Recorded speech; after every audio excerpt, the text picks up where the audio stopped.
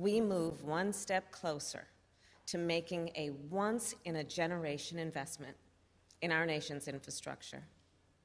Today, Democrats, Independents, and Republicans in the United States Senate passed the Infrastructure Investment and Jobs Act.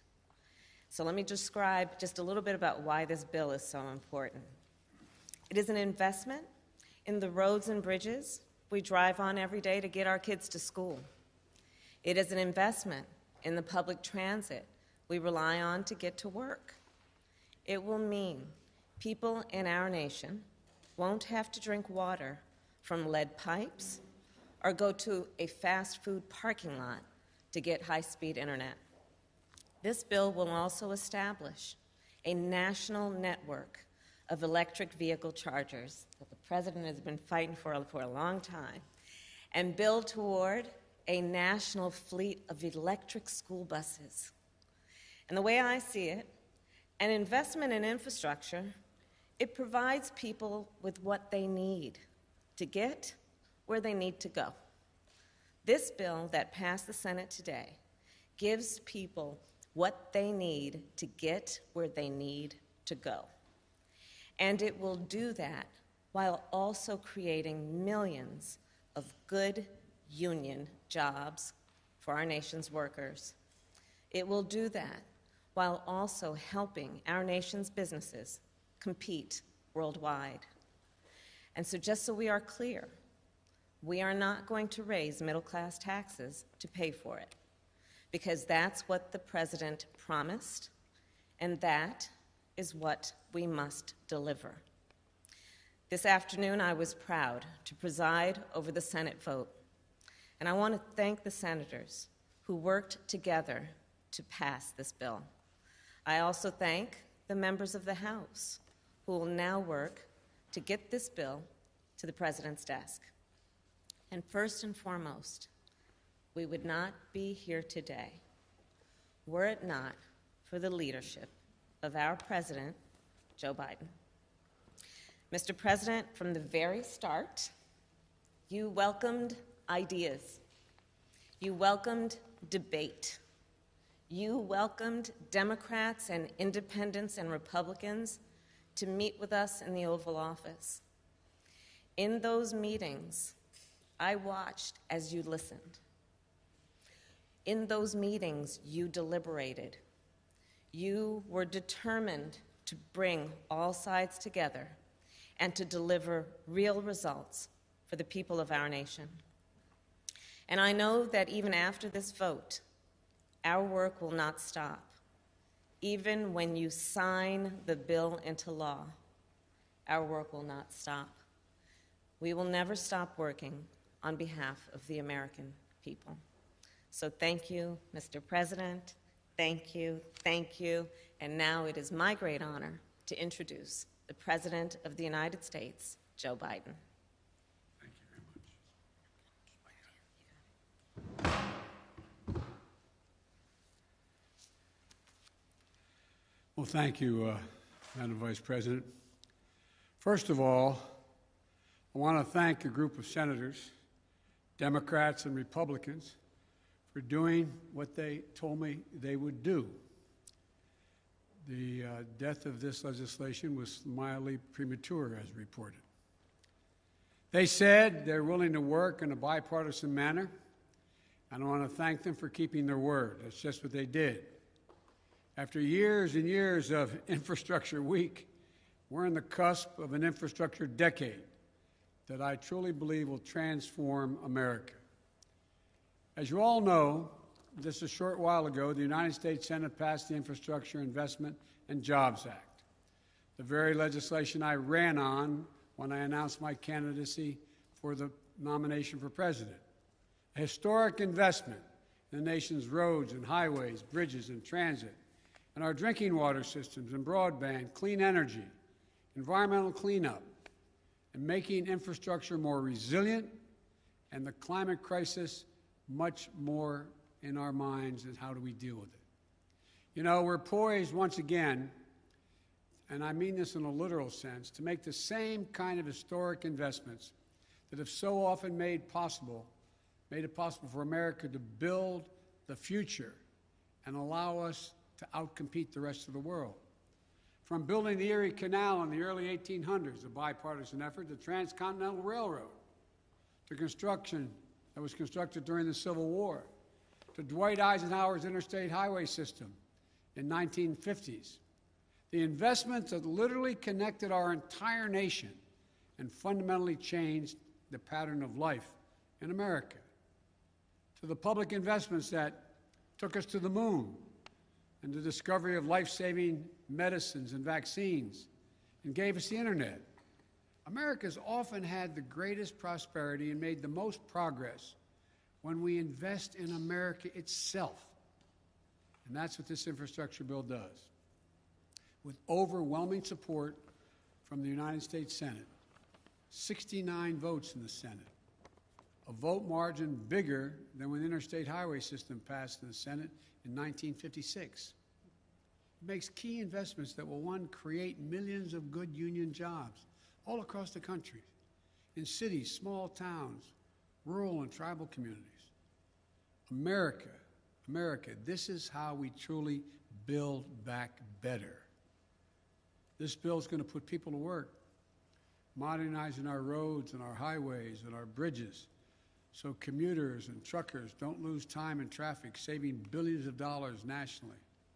Today, up to 10 million homes in America and more than 400,000 schools and child care centers have pipes with lead in them, including for drinking water.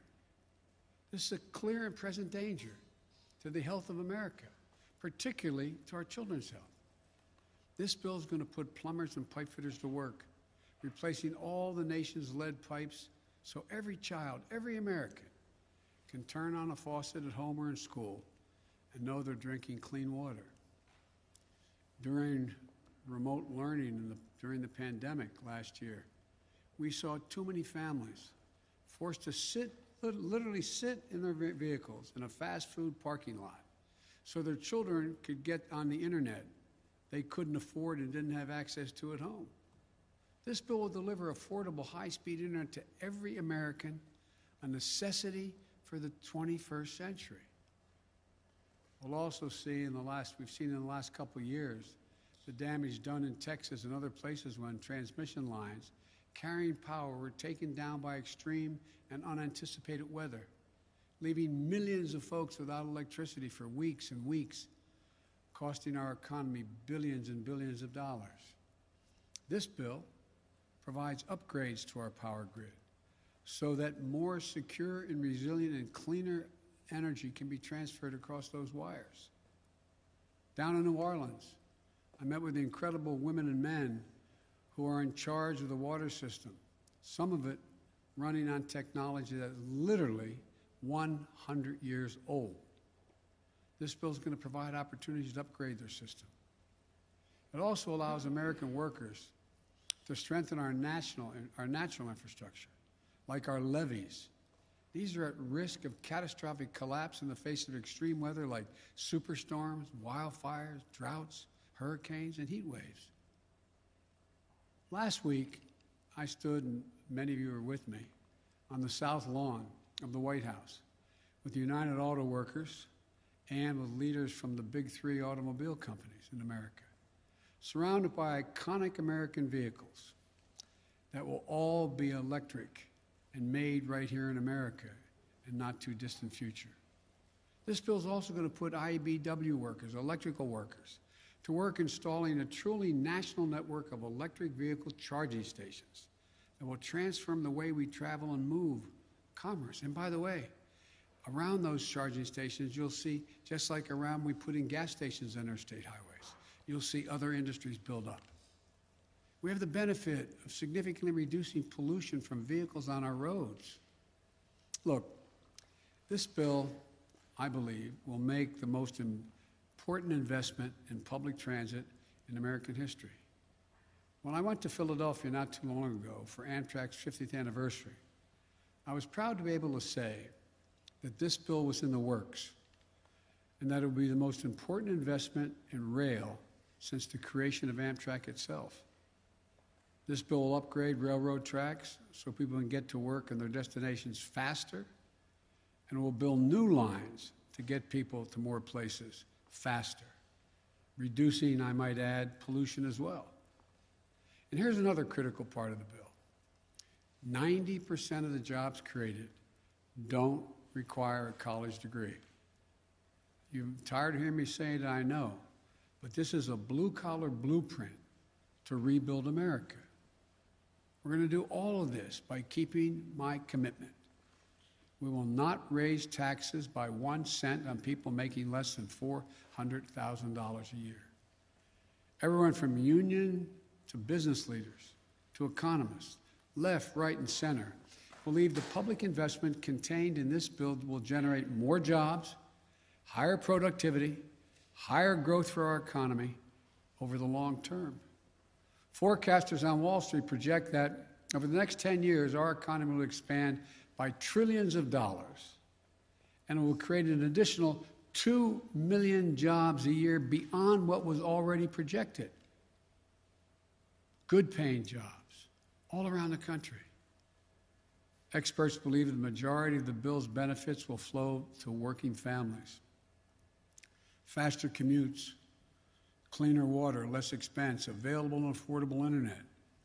These are the things that working families need. And last week's job report shows our economy is recovering at a record rate. 934,000 new jobs created in July. It's going to go up and down, but 4 million jobs created since I took office. This bill is going to help make a historic recovery a long-term boom. Folks, above all, this historic investment infrastructure is what I believe you, the American people, want, what you've been asking for a long, long time. This bill shows that we can work together. I know a lot of people, some sitting in the audience here, didn't think this could happen. This bill is declared dead more often than anyway. That bipartisanship was a thing of the past. From the time I announced my candidacy, bringing the country together and doing things in a bipartisan way, it was characterized as a relic of an earlier age. As you may well remember, I never believed that, and I still don't. So I want to thank those senators who worked so hard to bring this agreement together. I know it wasn't easy. For the Republicans who supported this bill, you showed a lot of courage. And I want to personally thank you for that. And I've called most of you on the phone to do just that. You have, and no doubt you will, disagree with me on many issues. But where we can agree, we should. And here on this bill, we prove that we can still come together to do big things, important things for the American people. For the Democrats who supported this bill, we can be proud of this unprecedented investments that are going to transform the nation and change millions of lives for the better. Think about what's going to happen in a practical sense. Clogged arteries at the heart of our economy, they're going to be opened up. That will reduce transportation costs, reduce commuting costs, and as a result, reduce cost overall for families and businesses. And there's safety provisions being, as I said not long ago, everyone can tell you what the most dangerous intersections in their communities are. There's money in there to deal with those specific needs. Thousands of bridges will be safer and more accessible. And by the way, as you've heard me say before, some bridges are so weak that they couldn't have a fire truck go across it, requiring the fire department to go 10, 12 miles out of the way to get just literally a mile away to put out a fire. Millions of lead pipes carrying drinking water to our homes and schools and daycare centers. They're finally going to be replaced. Never again can we allow what happened in Flint, Michigan, and Jackson, Mississippi. Can never let it happen again.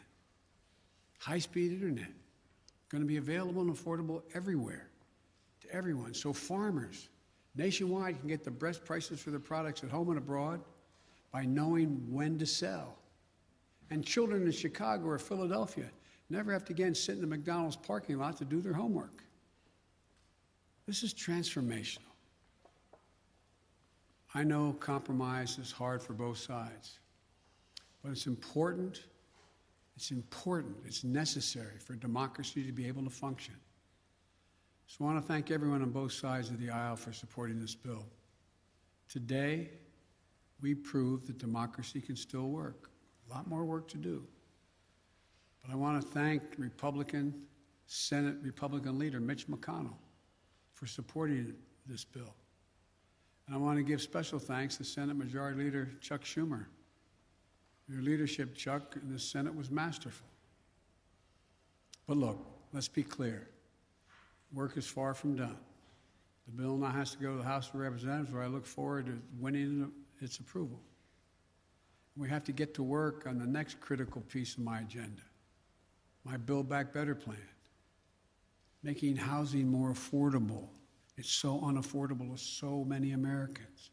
Providing clean energy tax cuts, including homeowners to make energy efficient improvements in their homes. Bringing down the cost of prescription drugs, making elder care more affordable, and continue to give middle-class families and children a tax break, a tax cut, the one they're receiving now, well-deserved child care and health care that gives them just a little bit of breathing room. This is a plan that invests in the American people, in their future and their success. And it will be paid for by having the largest corporations, including 55 of them, who didn't pay a single penny in federal income tax, and the super wealthy to begin to pay their fair share. I want you to be able to be millionaires and corporations do incredibly well. But this isn't going to change anything for you. You'll still have your 3 homes, you'll still have whatever you need, and corporations will continue to do well.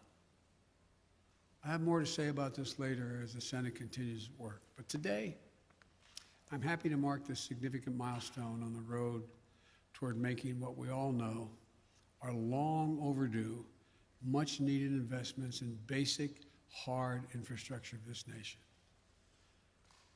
I truly believe that this bill proves the voice of the people will be heard, and we can all come together to make a difference in people's lives. As you heard me say it before, and I apologize for repeating it, but there are no Republican bridges or Democratic roads. This is a moment that lives beyond the headlines, beyond partisan sound bites, beyond the culture of instant outrage, disinformation, and conflict as entertainment. This is about us doing the real hard work of governing. This is about democracy delivering for the people. This is about winning the future. It's about doing our job. This is about building an economy from the bottom up and the middle out, giving everyone a decent chance at a decent life. And by the way, when the bottom and middle do well, the wealthy do very, very well. Nobody gets hurt. This is what I call governing and government doing its job, ensuring everybody's better off. As I've said many times, and I'll say it again today, we are the United States of America. And there's nothing we can't do if we do it together. So thank you. God bless you all, and may God protect our troops.